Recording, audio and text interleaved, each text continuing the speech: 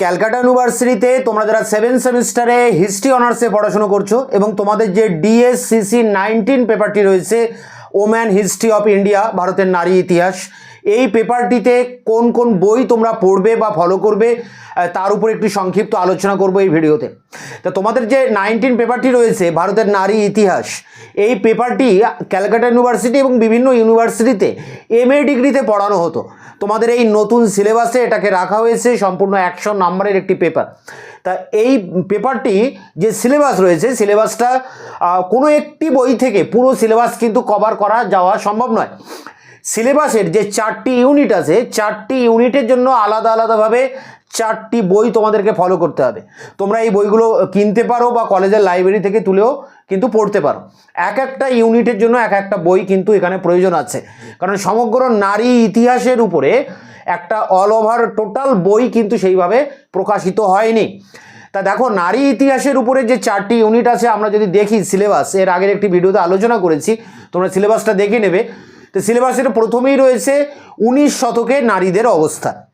তারপরে দ্বিতীয় ইউনিটে রয়েছে যে নারীদের মধ্যে পাশ্চাত্য শিক্ষার বিস্তার এবং কিছু শিক্ষিত নারীর আবির্ভাব, এবং সেই শিক্ষিত নারীরা নারীদের বিভিন্ন সামাজিক সংস্কারে তারা যে সমস্ত কর্মসূচি নিয়েছিলেন, এবং নারীরা এখানে পাশ্চাত্য শিক্ষায় শিক্ষিত হয়ে কেউ চিকিৎসাবিদ্যায়, কেউ আইনি ব্যবসায় তারা পারদর্শিতা দেখাচ্ছেন, এবং কেউ হয়তো সাংবাদিকতার ক্ষেত্রে পারদর্শিতা দেখাচ্ছেন। 3 নম্বর ইউনিটে রয়েছে যে ভারতের যে বিপ্লবী আন্দোলন, স্বদেশী আন্দোলন, জাতীয়তাবাদী আন্দোলন, অর্থাৎ ভারতের রাজনীতিতে নারীদের কিভাবে অংশগ্রহণ হচ্ছে।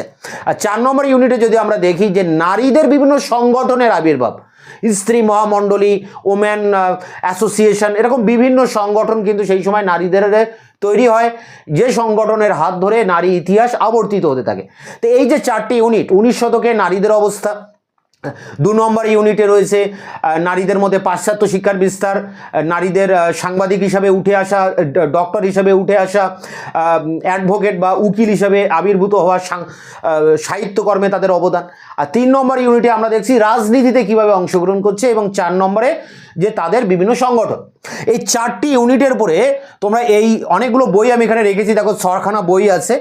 এর মধ্যে থেকে তোমরা নিজেদের চয়েস মতো বই তোমরা সংগ্রহ করতে পারো। আমি এই বইগুলোতে কম বেশি কী কী আছে তার একটু আলোচনা করছি। তা এই বইগুলোর তোমরা অনলাইনে একবার একটু মোবাইলে দেখে নেবে বইগুলো সম্পর্কে ডিটেলস, তারপরে বইগুলো কিনবে। তা দেখো, প্রথমে যেটা রয়েছে, যদি আমরা প্রাচীন ভারতের নারীদের ইতিহাস জানতে চাই, একেবারে প্রাচীন ভারতে, তাহলে বিখ্যাত বই রয়েছে সুকুমারী ভট্টাচার্যের লেখা, এখনো পর্যন্ত ভারতবর্ষে ওম্যান হিস্ট্রির উপরে সব থেকে আলোচিত ফেমাস গবেষণাধর্মী বই। এই সমস্ত বইতে কিন্তু কোনো 20 নম্বরের অ্যান্সার, 10 নম্বরের অ্যান্সার এগুলো তোমরা পাবে না। সেগুলো আমি তোমাদের সামনে একের পর এক ভিডিওর ভিতর দিয়ে এই পেপারের সমস্ত প্রশ্নের উত্তর নিয়ে আসবো। যদি তোমরা বই পড়ে বিষয় সম্পর্কে আরও বেশি অবগত হতে চাও, তাহলে এই সমস্ত বইগুলো ফলো করবে। প্রথম বই সুকুমারী ভট্টাচার্যের লেখা প্রাচীন ভারতের নারী ও সমাজ, বিখ্যাত বই। এরপরে যেটা রয়েছে দেখো, ভারতের নারী ইতিহাস। এখানে প্রাচীন ভারত, মধ্য ভারত, আধুনিক ভারত, 3 যুগ নিয়ে ভারতের নারী ইতিহাস লিখেছেন সুকুমার চন্দ্র বাগচি। এই সুকুমারী ভট্টাচার্য এবং সুকুমার চন্দ্র বাগচি, এই দুজনের লেখা এই দুটি বই কিন্তু অসাধারণ এক কথায়। এই বই পড়লে তোমরা অনেক কিছু জানতে পারবে, সিলেবাসে অনেকটা অংশের মধ্যে পাবে। এরপরে দেখো, ভারত ইতিহাসের পরে আরেকটি বই রয়েছে ভারত ইতিহাসে নারী, লিখেছেন রত্নাবলী চট্টোপাধ্যায়। তা যেটা ভারতের নারী ইতিহাস এবং ভারত ইতিহাসে নারী দুটো একই ধরনের বই, যে কোনো একটা বই তোমরা এখানে নিতে পারো। একটা লিখেছে সুকুমার চন্দ্র বাগচি আর একটা লিখেছেন রত্নাবলী চট্টোপাধ্যায়।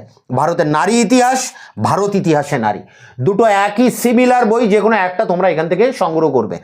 এরপরে দেখো, আর একটু অন্য ধরনের লেখা রয়েছে যে মেয়েদের ইতিহাস, মালিনী ভট্টাচার্যের লেখা। আরেকটি বই দেখো রয়েছে যে স্বাধীনতা আন্দোলনের যে ইউনিটটা রয়েছে, যে রাজনীতিতে নারীরা কিভাবে অংশগ্রহণ করছে, এই ইউনিটটা, যেমন বাংলাদেশে নারীদের ইতিহাসে বিশেষ করে স্বদেশী আন্দোলনে নারীদের ভূমিকা, আইন অমান্য, অসহযোগ, ভারত ছাড়ো, তেভাগা, এই সমস্ত আন্দোলনে নারীরা কি অংশগ্রহণ করছে গান্ধীর ডাকে, সেই দিকটা যদি তোমাদেরকে জানতে হয়, পড়তে হয়, তাহলে এই বইটা তোমাদের জন্য পারফেক্ট। স্বাধীনতা আন্দোলন ও বাংলাদেশের নারী আন্দোলন, নারী জাগরণ, স্বাধীনতা আন্দোলন ও বাংলাদেশের নারী জাগরণ, এটা লিখেছেন ভারতী রায় বলে একজন লেখক লিখেছেন। এই বইটা তোমরা শুধুমাত্র রাজনীতিতে নারীদের অংশগ্রহণের জন্য এই বইটাও কলেজ থেকে তুলতে পারো বা কিনতে পারো। আরেকটি বাংলাদেশের নারীদের ইতিহাসের পরে আরেকটি বই রয়েছে, বাংলা নারী ও বাংলার ইতিহাস, রত্নাবলী চট্টোপাধ্যায়। রত্নাবলী চট্টোপাধ্যায়ের ভারত ইতিহাসে নারীও আছে, আবার বাংলাদেশের নারীর ইতিহাসও রয়েছে। ইনি ভারতের ইতিহাসও লিখেছেন, আবার বাংলাদেশের নারী ইতিহাসও লিখেছেন, এই রত্নাবলী চট্টোপাধ্যায়। এনার বইটা তোমরা নিতে পারো, খুব ভালো বই। আর তোমরা প্রাচীন ভারতের নারী সমাজ এই বইটাও কিন্তু দেখতে পারো। আমার যদি ব্যক্তিগত সাজেস্ট করার কথা যদি তোমরা বলো, তাহলে আমি বলবো যে ভারত ইতিহাসে নারী, রত্নাবলী চট্টোপাধ্যায়, এই বইটা তোমরা দেখতে পারো। আর ওনারই লেখা বাংলার ইতিহাসে নারীদের অবস্থা কি, রত্নাবলী চট্টোপাধ্যায়, এই বইটা তোমরা দেখতে পারো। বা এই বইটার জায়গায় তোমরা যদি বাংলার ইতিহাসে ভারতী রায়ের স্বাধীনতা আন্দোলন ও বাংলাদেশের নারী আন্দোলন বা নারী জাগরণ, এটাও দেখতে পারো। তা এই দুটো কি তিনটে বইয়ের মধ্যে তোমরা যে কোনো দুটো বই তোমরা নিজেরা চয়েস করে দেখবে। এই হচ্ছে তোমাদের ভারতের নারী ইতিহাসের উপরে একেবারে টপ 6 বই এটা রয়েছে। প্রথম 6খানা উল্লেখযোগ্য বই রয়েছে, এই বইগুলোর মধ্য থেকেই তোমরা সংগ্রহ করতে পারো। তোমরা কলেজ থেকে একের পর এক বই তুলবে, পড়বে, দেখবে, যে বইটা ভালো লাগবে সেই বইটা আরও ডিটেলসে তোমরা পড়তে পারো। তা এই ছিল এই বইয়ের একটা সংক্ষিপ্ত আলোচনা। তোমাদের যার যেমনটা মনে হয় কোন বইটা ভালো তোমরা কমেন্ট সেকশনে কমেন্ট করে জানাবে।